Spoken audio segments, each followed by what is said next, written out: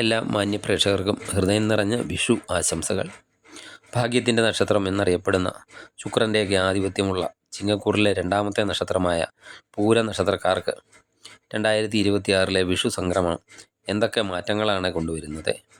ഐശ്വര്യവും പ്രശസ്തിയും ആഗ്രഹിക്കുന്ന പൂരം നക്ഷത്രക്കാർക്ക് ഈ വർഷം അനുകൂലമാണോ? ഇവിടെ തൊഴിൽ, സാമ്പത്തികം, കുടുംബം, വിദ്യാഭ്യാസം, ആരോഗ്യം എന്നീ മേഖലയിലെ കൃത്യമായ ഫലങ്ങൾ ഈ വീഡിയോയിലൂടെ നമുക്ക് പരിശോധിക്കാം. 2026 വിഷു സംക്രമത്തോടെ ജീവിതത്തിലെ പുതിയ വാതിലുകളൊക്കെ തുറക്കാൻ പോവുകയാണ്. വർഷത്തിൻ്റെ ആദ്യ പകുതിയിൽ അല്പം ജാഗ്രതയൊക്കെ വേണമെങ്കിലും രണ്ടാം പകുതിയോടെ ഭാഗ്യദേവത നിങ്ങളെ തേടിയെത്തുന്നതാണ് എന്നതിൽ യാതൊരു സംശയവുമില്ല. തൊഴിലിൽ വരാനിരിക്കുന്ന സ്ഥാനക്കയറ്റം, വിദേശ യാത്രയ്ക്കുള്ള യോഗം, അതുപോലെ കുടുംബത്തിലെ സന്തോഷങ്ങൾ, അതുപോലെ അഷ്ടമശനിയുടെ ദോഷങ്ങൾ മാറാൻ നിങ്ങൾ ചെയ്യേണ്ട ലളിതമായ പരിഹാര മാർഗങ്ങൾ ഇവയെല്ലാം വീഡിയോയിൽ ഉൾപ്പെടുത്തിയിട്ടുണ്ട്. വീഡിയോയുടെ ഓരോ ഭാഗവും നിങ്ങൾക്കും നിങ്ങളുടെ പ്രിയപ്പെട്ടവർക്കും ഒരുപോലെ ഉപകാരപ്രദമാകുന്നതാണ്. അതുകൊണ്ട് ഒട്ടും സമയം കളയാതെ നമുക്ക് പൂരം നക്ഷത്രക്കാരുടെ വിഷുഫലത്തിലേക്ക് കടക്കാം. നമ്മുടെ ചാനൽ ആദ്യമായിട്ട് കാണുന്നവരാണെങ്കിൽ സബ്സ്ക്രൈബ് ചെയ്യാനും മറക്കരുത്. ആദ്യം തൊഴിൽ സ്ഥിതി എങ്ങനെയുണ്ടെന്ന് നോക്കാം. വിവിധ ഓഫീസുകളിലും സ്ഥാപനങ്ങളിലുമൊക്കെ ജോലി ചെയ്യുന്നവർക്ക് അംഗീകാരമൊക്കെ ലഭിക്കുന്ന ഒരു വർഷം ആയിരിക്കും. ഒരേ തസ്തികയിലൊക്കെ തുടരുന്നവർക്കോ അല്ലെങ്കിൽ പ്രൊമോഷനൊക്കെ വൈകുന്നവർക്കോ ഈ വർഷം അനുകൂലമായ ഉത്തരവ് ലഭിക്കുന്നതാണ്. ഉത്തരവാദിത്തങ്ങളൊക്കെ കൂടുമെങ്കിലും അത് നിങ്ങളുടെ കരിയറിലെ വലിയൊരു ചവിട്ടുപടിയായി മാറുന്നതാണ്.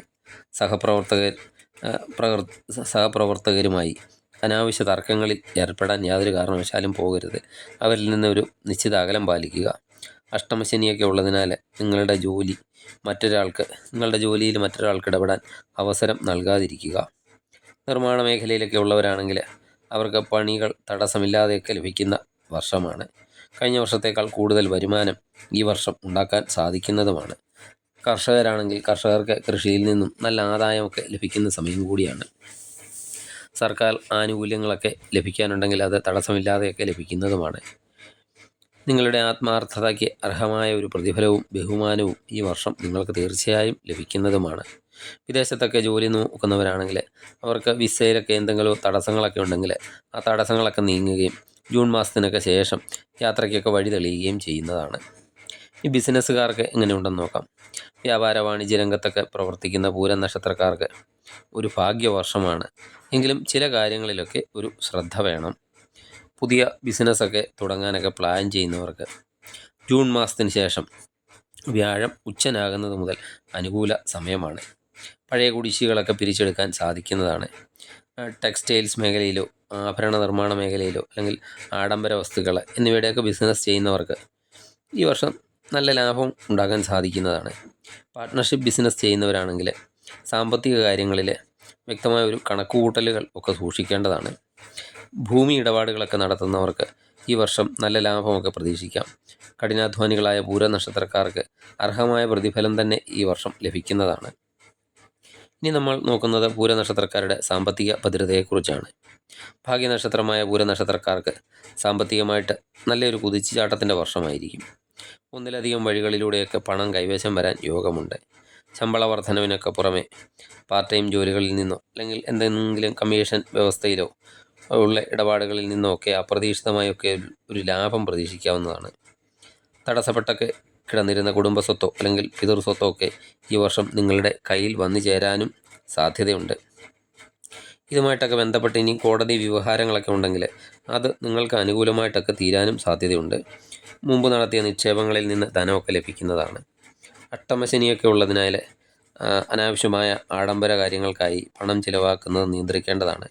മറ്റുള്ളവർക്ക് വേണ്ടി ജാമ്യം നൽകുന്നതും വലിയ തുകകൾ കടം കൊടുക്കുന്നതും ഈ വർഷം ഒഴിവാക്കുന്നത് നന്നായിരിക്കും. ലോട്ടറി പോലെ അപ്രതീക്ഷിതമായ ഭാഗ്യങ്ങൾക്കും സാധ്യതയുണ്ട്. ഇനി കുടുംബജീവിതം എങ്ങനെയുണ്ടെന്ന് നോക്കാം. കുടുംബജീവിതത്തിൽ സന്തോഷവും സമാധാനവും ആഗ്രഹിക്കുന്ന പൂര നക്ഷത്രക്കാർക്ക് ഈ വിഷു സംക്രമണം വലിയ ആശ്വാസമാണ് നൽകുന്നത്.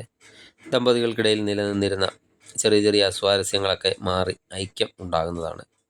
വിവാഹമൊക്കെ തടസ്സപ്പെട്ട് കിടക്കുന്ന പൂര നക്ഷത്രക്കാർക്ക് 2026 മംഗല്യഭാഗ്യം വളരെയധികം ശക്തമാണ്. അനുയോജ്യമായ ആലോചനകളൊക്കെ വരികയും ജൂണിനൊക്കെ ശേഷം വിവാഹമൊക്കെ നടക്കാനും സാധ്യതയുണ്ട്. കുഞ്ഞുങ്ങൾക്കായിട്ടൊക്കെ കാത്തിരിക്കുന്ന ദമ്പതിമാർക്ക് ഈ വർഷം അവരുടെ ആഗ്രഹങ്ങൾ സഫലമാകുന്നതാണ്. മക്കളുടെ പഠനത്തിനോ അല്ലെങ്കിൽ കരിയറിലോ ഉള്ള നേട്ടങ്ങൾ കുടുംബത്തിലൊരു അഭിമാനമായിട്ടും മാറുന്നതാണ്. സ്വന്തമായിട്ടൊക്കെ വീട് പണിയാൻ ആഗ്രഹിക്കുന്നവരാണെങ്കിൽ അവർക്കതിനുള്ള ഭാഗ്യവും ഉണ്ട്.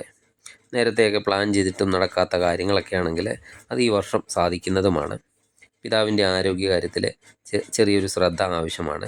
കുടുംബത്തിലെ മുതിർന്നവരുമായിട്ടൊക്കെ നല്ല ബന്ധം പുലർത്തുന്നത് നിങ്ങളുടെ ഐശ്വര്യമൊക്കെ വർദ്ധിപ്പിക്കുന്നതാണ്. ഒരു നക്ഷത്രക്കാർക്ക് കുടുംബമാണ് അവരുടെ ലോകം. ആ ലോകത്ത് സന്തോഷം നിറയുന്ന ഒരു വർഷം കൂടിയാണ് ഈ വിഷുവർഷം. ഇനി പഠനത്തിലും കരിയറിലും വലിയ സ്വപ്നം കാണുന്ന വിദ്യാർത്ഥികൾക്ക് ഈ വർഷം എങ്ങനെ ഉണ്ടാകുമെന്ന് നോക്കാം. പൂര നക്ഷത്രക്കാർ പൊതുവെ കലാപരമായ കാര്യങ്ങളിൽ താല്പര്യം ഒക്കെ ഉള്ളവരാണ്. എന്നാൽ ഈ വർഷം പഠനകാര്യത്തിൽ കൂടുതൽ ശ്രദ്ധ കേന്ദ്രീകരിക്കാൻ നിങ്ങൾക്ക് സാധിക്കുന്നതാണ്. ബുദ്ധിശക്തിയും ഗ്രഹണശക്തിയും ഒക്കെ വർദ്ധിക്കുന്ന സമയം കൂടിയാണ്.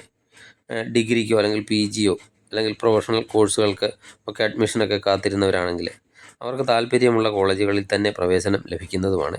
പ്രത്യേകിച്ചും കൊമേഴ്സ്, ഫാഷൻ ഡിസൈനിങ് അല്ലെങ്കിൽ ആനിമേഷൻ, ലോ എന്നീ വിഷയങ്ങളൊക്കെ പഠിക്കുന്നവരാണെങ്കിൽ അവർക്ക് മികച്ച സമയമാണ്. മത്സര പരീക്ഷകളൊക്കെ എഴുതുന്നവർക്കും നല്ല സമയം തന്നെയാണ്. ഇൻ്റർവ്യൂകളിലൊക്കെ ആത്മവിശ്വാസത്തോടെയൊക്കെ സംസാരിക്കാനും ഉദ്യോഗസ്ഥരുടെയൊക്കെ ഒരു പ്രശംസയൊക്കെ പിടിച്ചു പറ്റാനും നിങ്ങളുടെ വ്യക്തിത്വം സഹായിക്കുന്നതാണ്. പൂയ നക്ഷത്രക്കാർക്ക് ആരോഗ്യകാര്യത്തിലും ഈ വർഷം അതീവ ജാഗ്രത പുലർത്തേണ്ടതുണ്ട്. ഉദരസംബന്ധമായ അസ്വസ്ഥതകളൊക്കെ ഉണ്ടാകാൻ സാധ്യതയുണ്ട്. അതിനാൽ ഭക്ഷണ കാര്യത്തിലൊക്കെ അല്പം നിയന്ത്രണം വേണം.